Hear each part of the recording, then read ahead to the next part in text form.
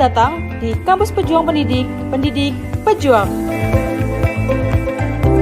Universitas Veteran Bangun Nusantara merupakan institusi pendidikan tinggi yang memiliki motivasi untuk mencetak lulusan yang mandiri, unggul, profesional, berkarakter, dan memiliki nilai-nilai kejuangan.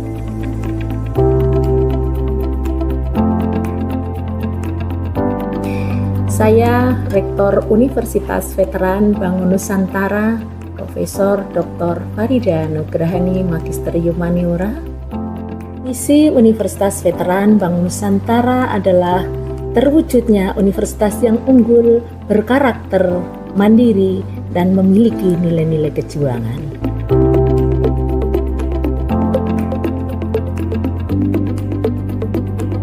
Univet bisa, Univet jaya, Univet unggul luar biasa.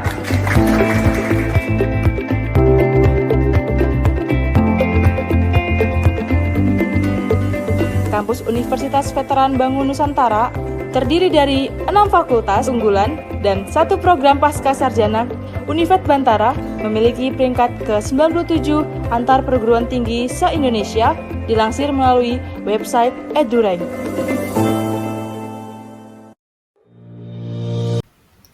Assalamualaikum warahmatullahi wabarakatuh. Yang saya hormati dosen pembimbing mata kuliah seminar sekaligus dosen penguji 1, Bapak Dr. Andes Agus Purwanto, MPD. Yang saya hormati dosen penguji 2, Bapak Dr. Engkus Ainul Yakin, SPT. Dan yang saya hormati guru penguji Ibu Siti Muyasaroh, SPT, MSc. Perkenalkan, saya Dea Mayasari, mahasiswa PPG calon guru tahun 2024, program studi Pendidikan Vokasi Agribisnis Ternak dari Universitas Veteran Bangun Nusantara Sukoharjo dengan nomor induk 2422505006. Pada kesempatan kali ini, saya akan menyampaikan seminar pendidikan profesi guru mengenai refleksi pengalaman belajar saya selama mengikuti PPG, serta desain inovasi pembelajaran yang telah saya buat. Assalamualaikum warahmatullahi wabarakatuh. Yang saya hormati dosen pembimbing mata kuliah seminar sekaligus dosen penguji 1, Bapak Dr. Andes Agus Purwanto, MPD. Yang saya hormati dosen penguji 2, Bapak Dr. Engkus Ainul Yakin, SPT. Dan yang saya hormati guru penguji Ibu Siti Muyasaroh, SPT, MSc. Perkenalkan, saya Dea Mayasari, mahasiswa PPG calon guru tahun 2024, program studi Pendidikan Vokasi Agribisnis Ternak dari Universitas Veteran Bangun Nusantara Sukoharjo dengan nomor induk 2422505006. Pada kesempatan kali ini, saya akan menyampaikan seminar pendidikan profesi guru mengenai refleksi pengalaman belajar saya selama mengikuti PPG, serta desain inovasi pembelajaran yang telah saya buat. Bapak dan Ibu yang saya hormati, adapun isi pembahasan yang akan saya paparkan dalam presentasi ini antara lain identifikasi diri, refleksi pengalaman belajar paling bermakna, desain inovasi pembelajaran, dan rencana tindak lanjut. Baik, langsung saja kita masuk ke pembahasan yang pertama, yaitu identifikasi diri. Dalam bagian ini, saya ingin menyampaikan 2 hal penting, yaitu visi untuk pendidikan di Indonesia dan visi saya sebagai calon guru. Sebagai seorang calon guru, sangat penting bagi saya untuk memiliki visi yang jelas. Visi ini menjadi arah dalam setiap langkah saya sebagai pendidik. Yang pertama, visi untuk pendidikan di Indonesia. Visi ini menggambarkan harapan besar terhadap masa depan pendidikan di Indonesia, yaitu terwujudnya pendidikan di Indonesia yang berkualitas, inklusif, dan merata bagi seluruh anak bangsa untuk mencetak generasi yang berkarakter, kompeten, dan siap menghadapi tantangan global. Selanjutnya, saya juga merumuskan visi pribadi saya sebagai calon guru, yaitu menjadi pendidik yang profesional dan inovatif dalam menyelenggarakan pembelajaran yang relevan dengan perkembangan zaman, untuk mencetak lulusan yang kompeten, adaptif, dan berkarakter serta siap bersaing di dunia industri.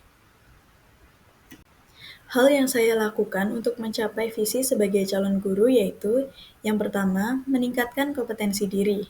Saya akan terus belajar dan mengembangkan kemampuan pedagogik, profesional, sosial, dan kepribadian. Salah satu langkah nyata yang saya lakukan adalah dengan mengikuti kegiatan pendidikan profesi guru ini dengan sungguh-sungguh, memperdalam pemahaman tentang prinsip pengajaran dan asesmen, serta mempraktikannya dalam kegiatan PPL. Yang kedua, memanfaatkan teknologi untuk inovasi pembelajaran.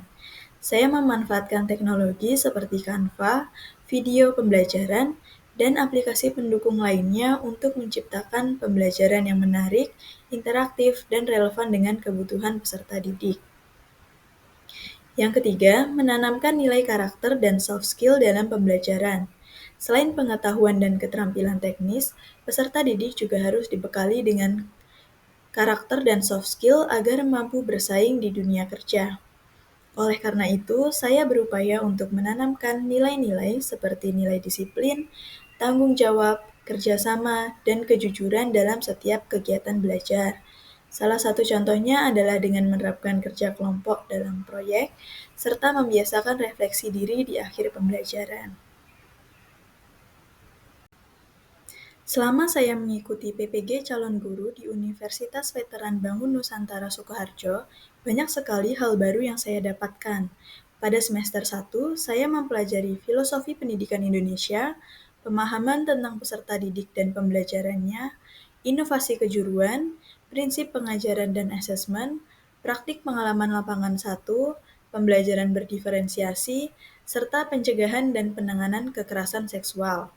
Setelah itu, pada semester 2, saya belajar tentang pembelajaran sosial emosional, pendidikan kewirausahaan, prinsip pengajaran dan asesmen 2, praktik pengalaman lapangan 2, seminar pendidikan profesi guru, serta proyek kepemimpinan. Banyak hal yang saya dapatkan dari berbagai mata kuliah yang telah saya pelajari.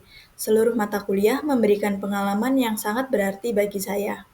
Dari refleksi setiap mata kuliah yang sudah saya lalui, terdapat satu mata kuliah yang memberikan pengalaman paling bermakna bagi saya, yaitu mata kuliah pembelajaran sosial emosional. Pada mata kuliah ini, saya mempelajari 5 topik. Yang pertama yaitu kompetensi sosial emosional berdasar kerangka KASEL atau Collaborative for Academic, Social, and Emotional. Topik kedua yaitu peran guru sebagai teladan pembelajaran keterampilan sosial emosional. Topik 3, experiential learning. Topik 4, experiential learning untuk pembelajaran sosial emosional. Dan school well-being. Pada topik 1, yaitu kompetensi sosial emosional berdasarkan kerangka KASEL. Pada topik ini, saya mempelajari kompetensi sosial emosional atau KSE yang dirumuskan dalam kerangka KASEL. Tujuannya adalah agar saya dapat menginternalisasi kompetensi tersebut dalam diri sendiri, serta menerapkannya secara efektif dalam membimbing dan memfasilitasi perkembangan KSE peserta didik. Menurut kerangka KASEL, pembelajaran sosial emosional adalah sebuah proses yang dirancang untuk membekali individu, baik anak-anak maupun orang dewasa dengan keterampilan esensial yang memungkinkan mereka untuk menjalani kehidupan yang bermakna, membangun hubungan yang sehat dengan orang lain, dan berkontribusi positif kepada lingkungan sekitar. Terdapat 5 komponen kunci dalam pembelajaran sosial emosional berdasarkan kerangka KASEL, atau yang nantinya akan disebut dengan kompetensi sosial emosional, atau KSE. Yang pertama yaitu self-awareness atau kesadaran diri, yaitu kemampuan untuk memahami emosi, pikiran, dan nilai-nilai yang mempengaruhi perilaku. Yang kedua yaitu self-management atau manajemen diri, kemampuan untuk mengatur emosi, pemikiran, dan perilaku secara efektif pada situasi yang berbeda. Yang ketiga yaitu responsible decision making atau pengambilan keputusan yang bertanggung jawab, yaitu membuat pilihan yang tepat dan konstruktif pada situasi tertentu. Yang keempat, social awareness atau kesadaran sosial, yaitu kemampuan memahami perspektif yang berbeda, termasuk berempati terhadap kondisi individu dengan latar belakang yang berbeda. Kemudian yang kelima, relationship skill atau keterampilan sosial, kemampuan menjalin dan mempertahankan hubungan atau relasi yang sehat dan efektif dengan individu dari latar belakang yang berbeda. Dalam topik ini, saya juga belajar tentang cara mengintegrasikan pembelajaran sosial emosional ke dalam lingkungan sekolah secara holistik, yaitu mencakup merencanakan dan melaksanakan kegiatan KSE secara rutin di luar jam pelajaran formal, pelaksanaan KSE yang terintegrasi di mata pelajaran, serta membangun budaya sekolah yang mendukung pengembangan KSE bagi seluruh warga sekolah. Untuk topik kedua yaitu peran guru sebagai teladan pembelajaran keterampilan sosial emosional. Pada topik kedua ini, saya memahami bahwa terdapat 4 kompetensi yang diperlukan dalam pendidikan dan relasi sosial, diantaranya empati, compassion, mindfulness, dan critical inquiry. Empati merupakan sebuah kemampuan yang dimiliki dalam memahami peserta didik secara mendalam, baik dalam situasi pribadi maupun sosial, serta peduli dan perhatian terhadap emosi yang dimiliki oleh peserta didik yang ditunjukkan melalui perilaku mereka. Compassion yaitu kemampuan individu dalam merasakan dan memahami apa yang dirasakan orang lain namun tetap dengan batasan tertentu. Untuk mindfulness merupakan kemampuan individu untuk sadar akan pengalaman yang dimiliki sehingga mau menerima situasi apapun tanpa menghakimi diri sendiri. Critical inquiry sebagai kemampuan individu dalam memperoleh sebuah informasi melalui pengamatan, pengalaman, pemikiran, penalaran, dan penilaian diri sendiri, kemudian dianalisis untuk dipahami. Keterampilan sosial emosional sangat penting bagi seorang guru karena dengan keterampilan tersebut dapat membangun kedekatan antara guru dan peserta didik, di mana nantinya dengan hal tersebut, guru akan dapat membuat keputusan yang tepat, sebab guru sudah mengetahui kondisi dan latar belakang peserta didik dari kedekatannya dengan peserta didik. Untuk topik ketiga yaitu experiential learning, pada topik ini materi yang telah dipelajari adalah tentang experiential learning, yaitu pembelajaran berbasis pengalaman. Experiential learning adalah suatu metode pembelajaran yang mengutamakan pengalaman langsung dari peserta didik dalam mempelajari suatu konsep atau keterampilan. Experiential learning dipandang sebagai metode pembelajaran yang efektif karena dapat membantu peserta didik memperoleh pengetahuan dan keterampilan yang lebih konkret dengan praktis, serta membantu peserta didik mengembangkan sikap positif terhadap pembelajaran. Untuk proses pembelajaran experiential learning melibatkan 4 siklus, yaitu experiencing atau mengalami, refleksi diri atau reflecting, berpikir atau thinking, dan melakukan atau acting. Dari kelima topik yang ada dalam mata kuliah pembelajaran sosial emosional, saya memilih satu topik, yaitu topik 1, yaitu kompetensi sosial emosional atau KSE sebagai pengalaman belajar paling bermakna, karena topik ini menyentuh aspek mendasar dalam peran saya sebagai calon pendidik, yaitu membentuk pribadi peserta didik secara utuh, tidak hanya secara akademik, tetapi juga secara emosional dan sosial. Pembelajaran tentang KSE membuka wawasan saya bahwa pengelolaan emosi, empati, keterampilan berelasi, dan kemampuan mengambil keputusan yang bijak adalah fondasi penting dalam menciptakan lingkungan belajar yang sehat, inklusif, dan produktif. Proses memahami 5 kompetensi utama dalam kerangka KASEL dan mengintegrasikannya ke dalam pembelajaran membuat saya lebih reflektif, empatik, dan terarah dalam mendampingi peserta didik. Inilah pengalaman belajar yang sangat relevan dan berdampak langsung terhadap kualitas interaksi saya sebagai guru dan terhadap perkembangan karakter peserta didik. Artefak pembelajaran yang ada pada topik 1, contohnya yaitu LK 1.5 yang berisi tabel 1.6 ruang lingkup dalam KASEL. Selain itu ada tugas 1.5a, demonstrasi kontekstual, yaitu LK 1.6, pengembangan kompetensi sosial emosional. Untuk LK1.5, tabel 1.6 ruang lingkup dalam Kasel. Saya memilih artefak ini karena memberikan gambaran konkret dan aplikatif tentang bagaimana mengintegrasikan pembelajaran sosial emosional atau PSE dalam kehidupan sekolah sehari-hari, baik di kegiatan rutin, pembelajaran intrakurikuler, maupun dalam budaya sekolah. Melalui tabel ini, saya tidak hanya memahami 5 kompetensi utama dalam kerangka Kasel, yaitu kesadaran diri, pengelolaan diri, kesadaran sosial, keterampilan berhubungan, dan pengambilan keputusan yang bertanggung jawab. Tetapi, saya juga melihat langsung teknik pembelajaran, peran guru, hingga pernyataan yang digunakan kepada siswa secara praktis. Artefak ini menjadi pengalaman belajar yang bermakna karena membantu saya mengaitkan teori dengan praktik nyata di kelas dan lingkungan sekolah, serta menjadi pedoman dalam merancang pembelajaran dan intervensi yang berpihak pada perkembangan sosial emosional peserta didik. Untuk artefak yang kedua, saya pilih karena artefak tersebut menunjukkan penerapan langsung 5 kompetensi dalam kerangka Kasel secara kontekstual dan realistis di lingkungan sekolah, melalui teknik-teknik seperti mood tracker, latihan pernapasan, pemeriksaan kebersihan kelas, dan diskusi kelompok, serta role play. Saya belajar bagaimana pembelajaran sosial emosional dapat diintegrasikan secara praktis dalam kegiatan sehari-hari peserta didik. Artefak ini membantu saya memahami bahwa membangun kompetensi sosial emosional peserta didik tidak memerlukan metode yang rumit, tetapi konsistensi, pemahaman konteks, dan pendekatan yang empatik dari guru. Inilah yang menjadikan artefak ini sebagai pengalaman belajar yang paling bermakna dan aplikatif bagi saya. Selanjutnya kita memasuki pembahasan desain inovasi pembelajaran.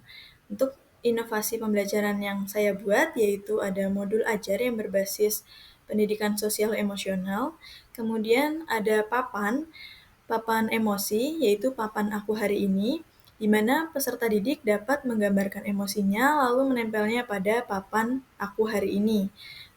Kemudian ada jurnal refleksi diri. Desain inovasi pembelajaran ini didasarkan pada pentingnya penguatan kompetensi sosial emosional atau KSE peserta didik melalui media papan, aku hari ini, dan jurnal refleksi diri. Inovasi ini bertujuan untuk membantu peserta didik mengenali dan mengekspresikan emosinya sebelum pembelajaran, serta merefleksikan proses belajar setelahnya. Dengan mengenali kondisi emosional peserta didik secara personal, guru dapat menciptakan suasana belajar yang inklusif, empatik, dan mendukung pengembangan keterampilan seperti kesadaran diri, pengelolaan emosi, serta pengambilan keputusan yang bertanggung jawab. Pendekatan ini menjadi bagian dari strategi pembelajaran yang responsif dan relevan dengan kebutuhan perkembangan remaja di SMK. Untuk selanjutnya, saya tampilkan identitas desain pembelajaran. Jadi, inovasi pembelajaran ini diterapkan pada mata pelajaran konsentrasi keahlian agribisnis ternak ruminansia pada kelas 11 ATR fase F. Elemennya yaitu identifikasi ternak sehat dan sakit. Materinya penyakit menular pada ternak, dan untuk capaian pembelajarannya yaitu pada akhir fase F, peserta didik dapat menerapkan prosedur kesehatan ternak dasar yang mencakup pencegahan penyakit menular pada ternak, yaitu sanitasi, disinfeksi, pemeriksaan laboratorium, vaksinasi, dan isolasi, serta identifikasi ternak sehat dan sakit, perawatan ternak sakit, dan penerapan peraturan perundangan yang berlaku. Untuk selanjutnya, saya tampilkan desain inovasi pembelajaran berupa kegiatan pembelajaran. Kegiatan pembelajaran terdiri dari 3 kegiatan, yaitu pendahuluan, kegiatan inti, dan kegiatan penutup. Untuk yang pertama, yaitu pendahuluan. Guru membuka pelajaran dengan salam dan menanyakan kabar kepada peserta didik. Selanjutnya, peserta didik menjawab salam dari guru dan menyampaikan kabar. Guru meminta salah satu peserta didik untuk memimpin doa bersama untuk mengawali kegiatan pembelajaran. Setelah doa bersama, guru mengonfirmasi kehadiran peserta didik dan memeriksa kerapihan pakaian, tempat duduk, dan kebersihan kelas. Untuk selanjutnya, guru mengarahkan peserta didik untuk menggambarkan perasaannya di kertas sticky note, kemudian menempelkannya di papan perasaan aku hari ini. Setelah peserta didik menggambarkan perasaannya dan menempel pada papan aku hari ini, guru memfasilitasi peserta didik untuk mengerjakan pretest sebelum pembelajaran dengan menayangkan barcode melalui tayangan PPT, sehingga peserta didik dapat meng-scan barcode yang ditampilkan oleh guru dan mengerjakan pretest. Setelah mengerjakan pretest, guru memberikan apersepsi dengan menggali pengetahuan awal peserta didik dengan beberapa pertanyaan. Selanjutnya, guru menyampaikan motivasi belajar kepada peserta didik tentang manfaat mempelajari penyakit menular pada ternak. Setelah itu, peserta didik menyimak penjelasan dari guru mengenai tujuan pembelajaran dan aktivitas pembelajaran. Pada desain pembelajaran ini, saya menggunakan model pembelajaran PJBL, yang tahap pertamanya yaitu menentukan pertanyaan mendasar. Kegiatan pertama yaitu guru mengelompokkan peserta didik menjadi 5 kelompok, yaitu peserta didik berkelompok dengan temannya 4-5 orang. Peserta didik menyimak video tentang penyakit menular pada ternak yang ditayangkan oleh guru, atau peserta didik bisa meng-scan barcode yang guru tampilkan. Untuk tahap ketiga, guru menyampaikan pertanyaan. Akan dilanjutkan di slide selanjutnya. Untuk langkah selanjutnya yaitu guru mengajukan pertanyaan, mengapa penting memahami penyakit menular pada ternak? Bagaimana cara kita sebagai peserta didik SMK Agribisnis Ternak dapat membantu mencegah penyebaran penyakit tersebut? Pertanyaan tersebut menjadi pertanyaan dasar untuk melaksanakan proyek yang akan dilakukan. Untuk tahap 2 yaitu membuat desain proyek. Peserta didik secara berkelompok berdiskusi untuk merencanakan proyek yang akan dilaksanakan melalui LKPD yang dibagikan oleh guru. Setelah itu, peserta didik mengumpulkan berbagai jenis informasi dari berbagai sumber untuk menyusun langkah membuat rancangan proyek. Tahap ketiga yaitu menyusun jadwal. Peserta didik secara berkelompok menyusun jadwal untuk pembuatan produk, termasuk pembagian tugas dalam kelompok dan pengumpulan informasi serta pembuatan media. Untuk tahap 4 yaitu memonitor kemajuan proyek. Peserta didik secara berkelompok melakukan diskusi tentang penyelesaian proyek secara kreatif dan bergotong royong. Pada tahap ini, guru memantau perkembangan setiap kelompok, memberi umpan balik, dan membantu peserta didik yang kesulitan. Untuk tahap selanjutnya, yaitu tahap 5, penilaian hasil. Peserta didik secara berkelompok mempresentasikan hasil proyek berupa media kampanye pencegahan penyakit menular pada ternak. Kemudian, peserta didik dari kelompok lain memberi tanggapan, masukan, maupun saran terhadap hasil produk dari kelompok yang sedang presentasi. Kemudian, guru memberikan apresiasi, tanggapan, dan penguatan hasil diskusi dari setiap kelompok. Selanjutnya, tahap 6 yaitu peserta didik bersama guru melakukan evaluasi terhadap aktivitas dan hasil tugas proyek. Setelah itu, peserta didik bersama guru menyimpulkan diskusi yang telah dilaksanakan. Setelah melakukan evaluasi dan menyimpulkan diskusi, guru menampilkan barcode Google Form post-test melalui PPT dan mengarahkan peserta didik untuk mengerjakan post-test. Peserta didik bisa meng-scan barcode menggunakan smartphone-nya untuk mengerjakan post-test. Setelah pengerjaan post-test, selanjutnya kegiatan penutup. Guru bersama peserta didik menyimpulkan keseluruhan proses pembelajaran. Peserta didik melakukan refleksi diri dengan mengisi jurnal refleksi diri. Setelah itu, peserta didik mendapatkan penguatan dan informasi kegiatan untuk pertemuan selanjutnya. Peserta didik berdoa bersama untuk mengakhiri pembelajaran. Setelah itu, guru menutup pertemuan dengan salam. Baik, untuk selanjutnya kita akan memasuki ke paradigma baru terhadap makna guru. Sebelum mengikuti kuliah PPG, saya memaknai guru sebagai penyampai ilmu, seorang yang bertugas mengajar dan memastikan peserta didik memahami materi pelajaran. Fokus saya masih terbatas pada keberhasilan kognitif peserta didik dan pencapaian akademik. Saya melihat guru lebih sebagai pusat pengetahuan dan pembelajaran yang bersifat satu arah.